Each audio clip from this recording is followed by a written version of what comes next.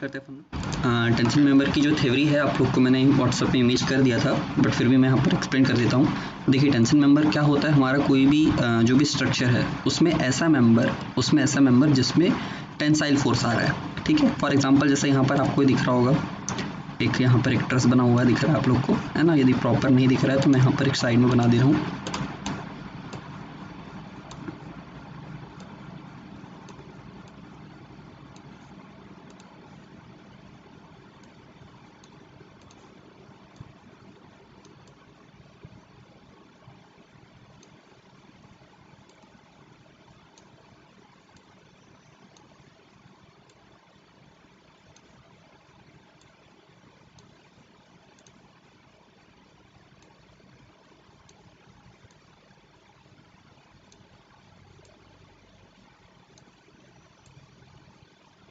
ठीक है, ये मान के चलिए हमारा एक ट्रस है।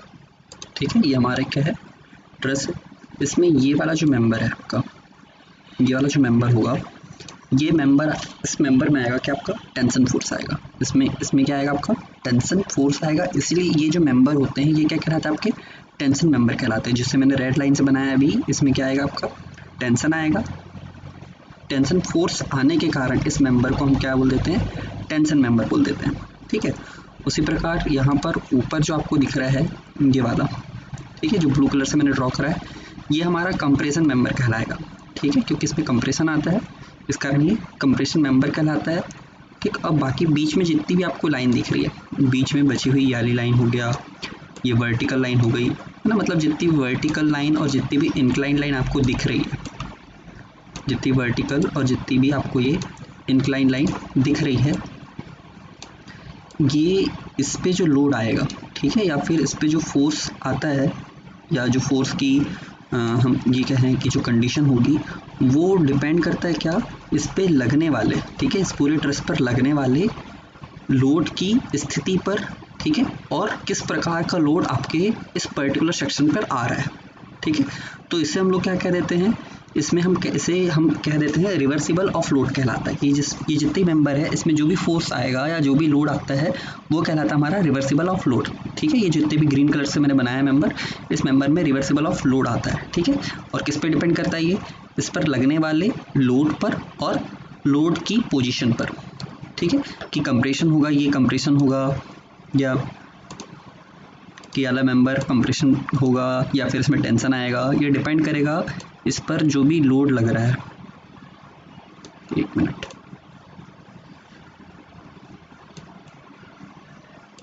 इस पर जो भी लोड लग रहा है, मान के चलिए इस प्रकार से यदि कोई लोड लग रहा है तो यहाँ पर कुछ अलग हो जाएगा। यदि डाउनवर्ड भी कोई लोड लग रहा है, या फिर किसी भी मतलब लोड, जितना भी लोड का मैग्नीट्यूड है, ठीक है, और लोड की जो पोजीशन है उस पर ये डिपेंड करते हैं, ग्रीन वाले सारे जितने मेंबर है। ठीक है, आई थिंक आपको ये टेंशन मेंबर समझ में आ गया होगा। ये आपका जो बॉटम वाला है, ये आपका बॉटम वाला, ये जितने भी मेंबर है ये सारे टेंशन मेंबर है। ठीक है, सारे के सारे क्या है, रेड वाले आपके टेंशन मेंबर है। अब टेंशन मेंबर निकालने के लिए हमें क्या है, तीन चीज़ की रिक्वायर्ड होती है, तीन चीज़ का हमको रिक्वायरमेंट होती है। ए नेट निकालना पड़ता है ना, लग निकालना पड़ता है, और सेक्शन फाइंड आउट करना पड़ता है। ठीक है, ये तीन चीज़ हमें को रिक्वायर्ड होती है। अब ए नेट मतलब क्या है, आपका एरिया, वो भी कौन सा एरिया है आपका, नेट एरिया, वो भी कौन सा आपका नेट एरिया। अब ये नेट एरिया हमको क्यों निकालना पड़ता है, ये बेसिकली हमने यहाँ पर तीन पोर्शन में हम जानेंगे। ठीक है, तीन पोर्शन में हम इससे जानेंगे कि हमें ए नेट एरिया क्यों निकालना पड़ता है। ठीक है, सबसे पहला हमारा जो है शियर लेग है। ठीक है, सबसे पहला हमारा क्या है, शियर लेग है। एक्चुअली क्या होता क्या है, इसे मैं इरेज कर देता हूँ।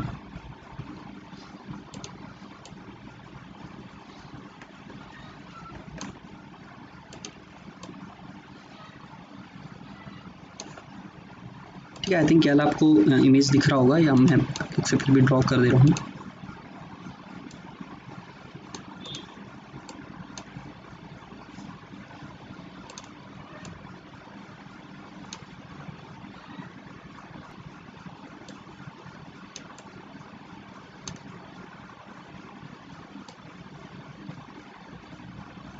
ठीक है, ये मान के चलिए आपका कोई पोर्शन है, ठीक है, या कोई मेंबर है, या कोई प्लेट है।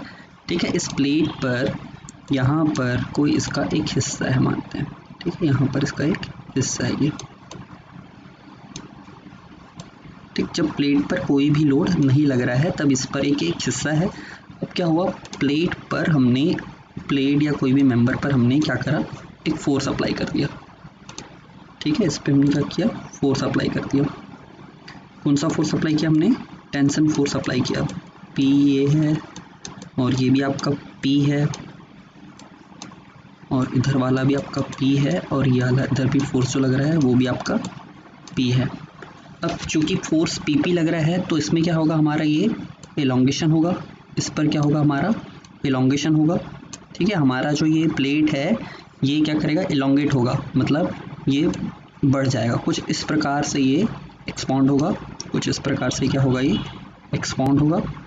अब एक्सपांशन में देखिए कहाँ पर सबसे ज़्यादा मोर एलोंगेशन हो रहा है, कॉर्नर्स पे क्या होगा, ये ज़्यादा एलोंगेट होगा और जो बीच वाला जो पोर्शन है वहाँ पर ये कम एलोंगेशन होगा। यहाँ पर क्या होगा, आपका कम एलोंगेशन होगा। आपके जो भी कॉर्नर्स हैं वहाँ पर ये ज़्यादा एलोंगेशन देगा और बीच में आपका कम एलोंगेशन देगा।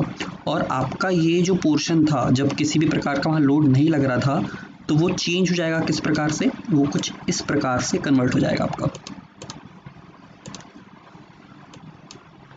मैं इसे थोड़ा लार्ज बना दे रहा हूँ।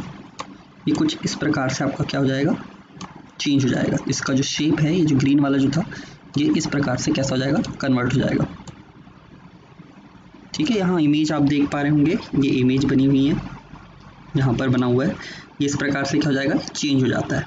ठीक है, और यही जो फिनोमेना है, ये फिनोमेना क्या कहलाती है, आपकी शेयर लेग फिनोमेना कहलाती है। ठीक है, ये फिनोमेना क्या कहलाती है, आपकी शेयर लेग फिनोमेना कहलाती है। ये सब चीज़ होनी, ये इस सब चीज़ के कारण हमें क्या करना पड़ता है, ए नेट निकालना पड़ता है। ठीक है, पहला हुआ। सेकंड, इसी में शेयर लेग में देखिए ये पहली कंडीशन हुई। सेकंड आप ये समझिए कि एक्चुअल में हमें रिवेट में क्यू टेंशन में हमें ए नेट लेना पड़ता है। ठीक है, रिवेट कनेक्शन में हमें ए नेट क्यों लेना पड़ता है, तो आप ये वेल्डेड के लिए समझ लिए होंगे। ठीक है, अब देखिए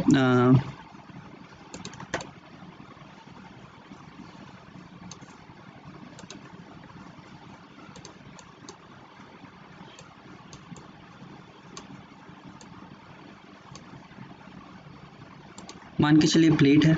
ठीक है, यदि इस प्लेट में कोई टेंशन फोर्स लग रहा है, पी इधर लग रहा है और पी इधर लग रहा है, तो जो भी फोर्स होगा ये पूरी प्लेट में इक्वल डिस्ट्रीब्यूट हो रहा है। ठीक है, जो भी लोड है पूरा एक जो स्ट्रेस आ रहा है, जो स्ट्रेस है वो इक्वली डिस्ट्रीब्यूट हो रहा है। बट इन केस यदि इस प्लेट में बीच में होल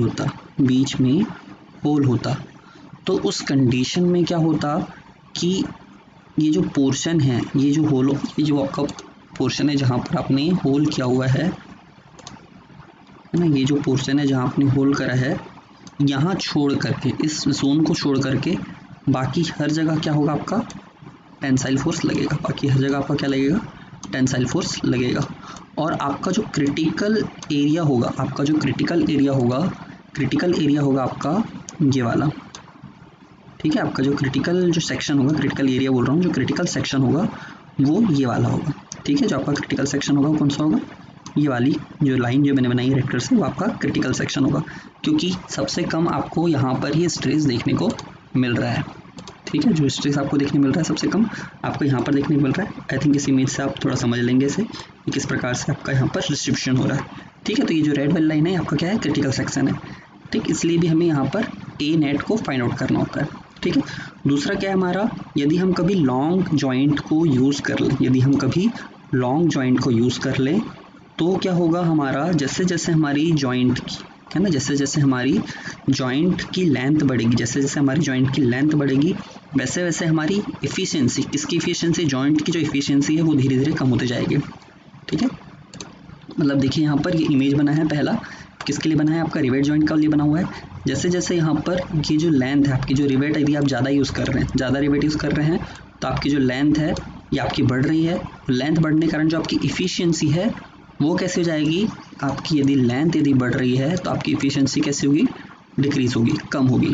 ठीक है, और अभी अपन ने देखा है कि लॉन्ग जॉइंट किसे बोलते हैं, तो लॉन्ग जॉइंट जो है हमारा रिवेट जॉइंट के लिए, रिवेट कनेक्शन के लिए, वो एल यदि 15 टाइम्स ऑफ डाया बड़ा होता है है ना। जो एल हमारा 15 टाइम्स ऑफ डाया से यदि बड़ा होता है तो जॉइंट जो किस कंडीशन में आएगा, वो लॉन्ग जॉइंट की कंडीशन में आएगा। उसी प्रकार वेल्ड के लिए यहाँ पर हमारे पास ये सिचुएशन है, ठीक है। ये एल क्या है हमारी यहाँ पर इफेक्टिव लेंथ है, और ये टी है, टी मतलब क्या आपका यहाँ पर थ्रोट थिकनेस है, ठीक है। टी से आप कंफ्यूज ना हो, इसलिए यहाँ पर टी का यूज़ किया गया है। टी मतलब क्या है, ये थ्रोट थिकनेस, ठीक है। जो हम थ्रोट थिकनेस जो हमारी वेल्ड में जो यूज़ की गई है वो है ये, ठीक है। कितनी होनी चाहिए यहाँ पर, यदि किसी वेल्डेड कनेक्शन को यदि हम लॉन्ग जॉइंट बोले तो उसके लिए क्या कंडीशन है कि हमारा जो इफेक्टिव लेंथ है वो ज़्यादा होना चाहिए, किससे, 150 गुना होना चाहिए थ्रोट थिकनेस का, ठीक है। तो ये हमारी दूसरी कंडीशन हुई। तीसरी कंडीशन ग्रिप लेंथ, ये अपन ने क्लास में जब स्टार्टिंग में पढ़ रहे थे अपन रिवेटेड, तब ये अपन ने देख लिया था, ठीक है। यहाँ पर ग्रिप लेंथ क्या कहलाती है कि जो हमारी प्लेट, जो जोड़े जाने वाली प्लेट है, उसका बाहरी एज और दूसरी जो प्लेट है जो जोड़ा जाने वाला है उसका जो बाहरी एज है, इन दोनों के बीच की जो दूरी होगी वो क्या कहलाती है, हमारी ग्रिप लेंथ कहलाती है। वो हमारी क्या कहलाती है, ग्रिप लेंथ कहलाती है, ठीक है। ये हमारी क्या कहलाती है, ग्रिप लेंथ कहलाती है। अपन ने क्लास में इसको देखा था कि ये 4 टाइम्स डी नहीं होना चाहिए, 4 टाइम्स डी से ज़्यादा नहीं होना चाहिए, ठीक है। बट अभी कोड में आपका यहाँ पर मेंशन किया गया है कि WSM के लिए 8D से ज़्यादा नहीं होना चाहिए, और LSM में बताया गया है कि 5D से ज़्यादा नहीं होना चाहिए, ठीक है। आपका 4D वाला सिर्फ और सिर्फ एक कंडीशन है, और एक्चुअल जो वैल्यू है आपकी, एक्चुअल वैल्यू LG की मतलब जो ग्रिप लेंथ है वो LSM और WSM की यहाँ पर ही गिवन है। कितनी गिवन है आपकी, LG ज़्यादा नहीं होना चाहिए 8 टाइम्स ऑफ D से, ठीक है। D क्या आपका डायमीटर ऑफ रिवेट है, ठीक है, और LSM क्या कहता है कि ज़्यादा नहीं होना चाहिए किससे, 5 टाइम्स ऑफ D से, ठीक है।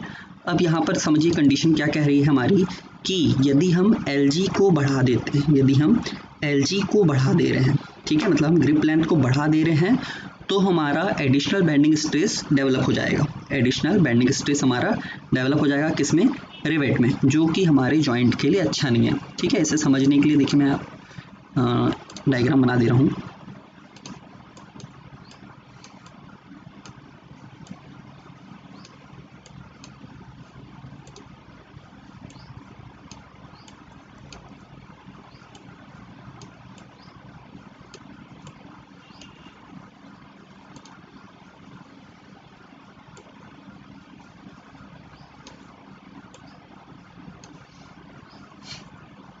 मान के चलिए आपका ये P फोर्स लगा हुआ है और ये P फोर्स लगा हुआ है, ठीक है।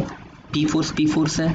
जैसे जैसे हम यदि ग्रिप की लेंथ बढ़ाएंगे, जैसे जैसे हम ग्रिप की लेंथ बढ़ाएंगे, मतलब जब यदि हम ये ग्रिप की लेंथ बढ़ा देंगे, ठीक है, ये ग्रिप की लेंथ यदि हम बढ़ा देते हैं तो हमारा ये डिस्टेंस भी बढ़ेगा, तो हमारा ये जो लाइन ऑफ एक्शन की जो बीच की जो दूरी है वो भी क्या होगी, इंक्रीज होगी।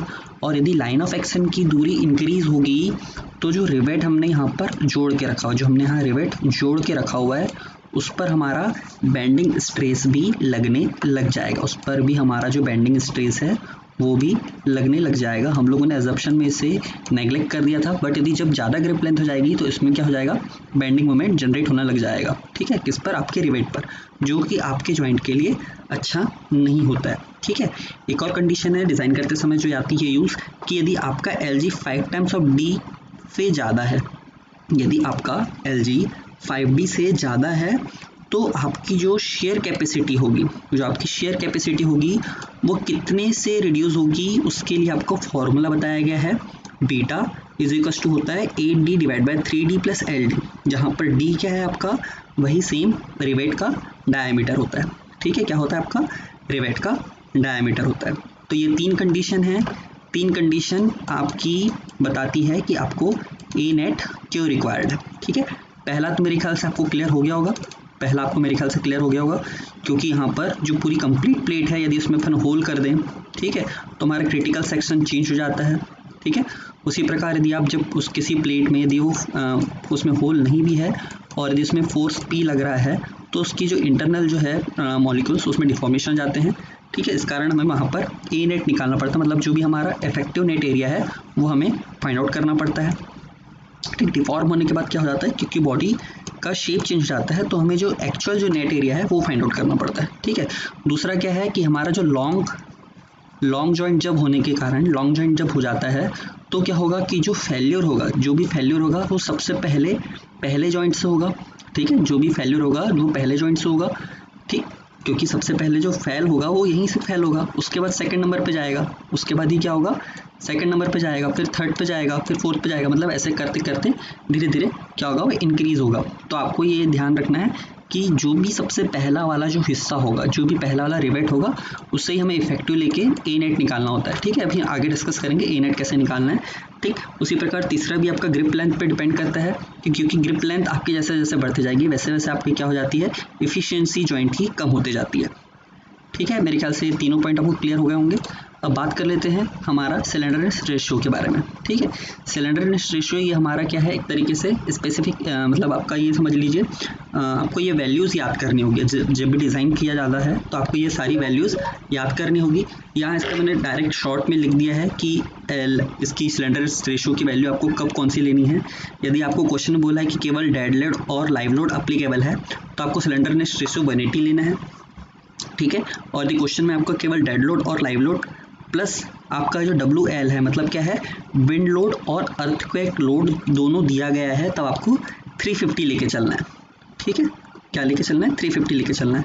और यदि क्वेश्चन में कह दिया कि मैक्सिमम सिलेंडरनेस रेशियो लग रहा है, तो आपको ये 400 लेके चलना है, ठीक है। ये तीनों आपके यहाँ पर लिखे हुए हैं, ये तीनों वही चीज़ लिखी हुई है, मैंने इसे शॉर्ट में यहाँ पर लिख दिया है ताकि आप लोग को समझने में दिक्कत ना हो, ठीक है। अब देखिए यहाँ पर कुछ कुछ जगह पर क्या कह देता है क्वेश्चन में कि ये dead load plus live load ना देते हुए क्या देता है कि अदर देन, क्या दे देता है, ये लिखा हुआ है यहाँ पर, मैं यहीं से पिक कर ले रहा हूँ, other than wind and earthquake. Question में कभी कभी ये बोल देता है कि जो हमारा सिलेंडरनेस रेशियो जो यूज़ हो रहा है वो other than wind and earthquake है, तो आपको कौन सा यूज़ करना है, 180 यूज़ करना है, मतलब विंड लोड और अर्थक्वेक लोड को छोड़कर, ठीक है। और कभी कभी जो सेकंड वाला है 350 वाला, उसमें क्या बोल देता है कि आपको क्या करना है, इसमें इंक्लूड करना है, क्या इंक्लूड करना है, यहाँ बोल देगा stress occurs due to wind और अर्थक्वेक बोल देगा, है ना। आपको क्या बोल देगा कि जो स्ट्रेस आ रहा है वो विंड और अर्थक्वेक के कारण आ रहा है, उसमें ये नहीं बोलेगा कि डेड लोड भी है और लाइव लोड भी है, केवल क्या बोल देगा कि स्ट्रेस जो आ रहा है वो विंड लोड और अर्थक्वेक के कारण आ रहा है, तो आपको सिलेंडरनेस रेशियो ये 350 याद रखना होगा, ठीक है। अभी एक जो कंडीशन दिख रही है आपको यहाँ पर कि जो आपकी जो ये सिलेंडरनेस रेशियो है ये कब ज़ीरो हो जाता है, ठीक। सिलेंडरनेस रेशियो आपका देखो, पहले तो आपको पढ़े होंगे आप लोगों ने फॉर्मूला, तो मेरे ख्याल से मुझे बताने की जरूरत नहीं है, सिलेंडरनेस रेशियो का फॉर्मूला ये होता है, ठीक है। ये कब ज़ीरो होगा, जो आपकी जो एल इफेक्टिव है, जो आपकी एल इफेक्टिव है वो ज़ीरो हो जाए। और एल इफेक्टिव कब ज़ीरो होगी, कि जब जो आपकी लेंथ है किसकी, कॉलम या बीम की, जहाँ पर सपोर्टेड है वो कैसी हो, हर तरफ से एकदम प्रॉपर फिक्स्ड, हर तरफ से कैसी हो, प्रॉपर फिक्स्ड हो, जिसके कारण उसमें एल इफेक्टिव में कोई भी चेंजेस ना आए, मतलब वहाँ पर एल इफेक्टिव कैसे हो जाए, ज़ीरो हो जाए। उस कंडीशन में हमारा जो सिलेंडरनेस रेशियो है वो क्या हो जाता है, ज़ीरो हो जाता है, ठीक है। और ये अभी आप लोग इसे इग्नोर कर दीजिएगा, लैम्डा इक्वल टू 0, जब न्यूमेरिकल करेंगे यदि कोई वैल्यू आती है तब मैं इसे थोड़ा अच्छे से और बता दूंगा, एक्सप्लेन करा दूंगा क्या होता है, ठीक है। अभी तो ये 3 पे फोकस कीजिए, आप ये 3 पे फोकस कीजिएगा, 3 का ध्यान रखिए, यदि MCQ एग्जाम होती है तो ये पूछा जाता है 3, है ना, 3 में से कोई एक वैल्यू पूछी जा सकती है, तो आपको इस पर पहले भी फोकस करना है, ठीक है। मैं नेक्स्ट वीडियो पे आपको ए नेट की वैल्यू कैसे निकालते हैं वो भेजता हूँ, आप जब तक इसे रीड आउट करें।